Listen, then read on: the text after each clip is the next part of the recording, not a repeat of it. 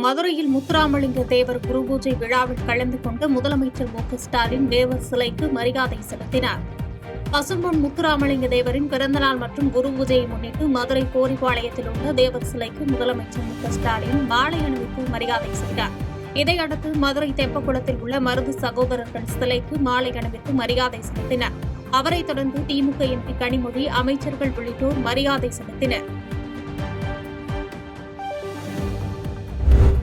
மதுரையில் துணை குடியரசுத் தலைவர் சி.பி. ராதாகிருஷ்ணனுடன் முதலமைச்சர் சந்தித்து உரையாடினார். தேவரின் குரு பூஜையில் பங்கேற்பதற்காக இருவரும் மதுரை சென்றுள்ள நிலையில் இந்த சந்திப்பு மேற்கொண்டனர்.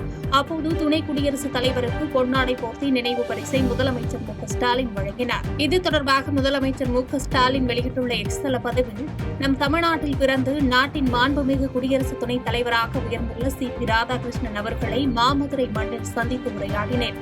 தமது சீரிய பணிகளால் அவர் நம் தமிழ்நாட்டுக்கும் இந்திய நாட்டுக்கும் பெருமை சேர்ப்பார் என்று தெரிவித்துள்ளார். பென்னாகரம் சட்டமன்ற உறுப்பினர் மேம்பாட்டு நிதியின் கீழ் 49 லட்சம் மதிப்பீட்டில் இன்று 7 ரேஷன் கடைகள் திறக்கப்பட்டது. தருமபுரி மாவட்டம் பென்னாகரம் சட்டமன்ற தொகுதிக்குட்பட்ட பருவதன அள்ளிப்புதூர், கொட்டாயூர், பெரியதோட்டம் புதூர் ஆகிய ஊர்களுக்கு பென்னாகரம் சட்டமன்ற உறுப்பினர் தொகுதி மேம்பாட்டு நிதியிலிருந்து தலா 7 லட்சம் மதிப்பீட்டில் கட்டப்பட்ட 7 புதிய நியாய விலைக் கடை கட்டடங்களை பென்னாகரம் சட்டமன்ற உறுப்பினர் ஜி.கே. மணி திறந்து வைத்தார். இந்நிகழ்ச்சிக்கு பென்னாகரம் வட்ட வழங்கல் அலுவலர் முல்லைக்கோடு, கூட்டுறவு சார் பதிவாளர் அம்பிகேஸ்வரி ஆகியோர் முன்னிலை வகித்தனர். பொதுமக்களின் நீண்ட நாள் கோரிக்கையான நிரந்தர பகுதி நேர நியாய விலைக் கடை தற்போது அமைத்து தரப்பட்டுள்ளதால் அப்பகுதி மக்களை சேர்ந்த பொதுமக்கள் மிகுந்த மகிழ்ச்சி அடைந்தனர்.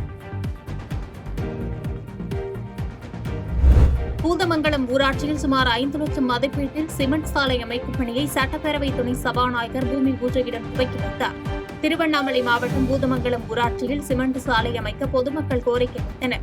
அவர்களின் கோரிக்கையை ஏற்று சுமார் 5 லட்சம் மதிப்பீட்டில் சிமெண்ட் சாலை அமைக்கும் பணியை பூமி பூஜையுடன் சட்டப்பேரவை துணை சபாநாயகர் கு. பிச்சாண்டி கலந்து கொண்டு துவக்கி வைத்தார். உடன் முன்னாள் ஊராட்சி மன்ற தலைவர் சீதா மோகன், திமுக பொதுக்குழு உறுப்பினர் பாலு உள்ளிட்ட கட்சி பிரமுகர்கள், பொதுமக்கள் ஏராளமானோர் கலந்து கொண்டனர். தமிழ்நாடு விளையாட்டு மேம்பாட்டு ஆணையம் புதுக்கோட்டை மாவட்ட பிரிவு சார்பில் பேரறிஞர் அண்ணா மாரத்தான் நெடுந்தூர ஓட்டப் போட்டி நடைபெற்றது.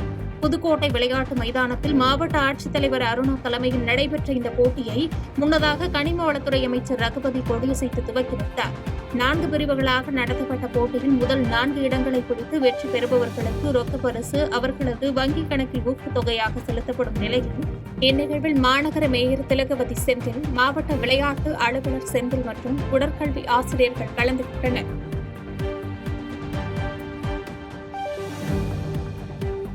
செய்திகளை உடனுக்குடன் தெரிந்து கொள்ள கீழ்கண்ட கேபிள் மற்றும் டிடிஎச் நெட்வொர்க்குகளில் எம்நாடு செய்தி தொலைக்காட்சியை காணுங்கள். பாதகம் செய்பவரை கண்டால் நாம் பயம் கொள்ளலாகாது பாப்பா. மோதி மிதித்துவிடு பாப்பா, அவர் முகத்தில் உமிழ்ந்துவிடு பாப்பா. அண்மை செய்திகளை உடனுக்குடன் தெரிந்து கொள்ள இணைந்திருங்கள் எம்நாடு தொலைக்காட்சியுடன்.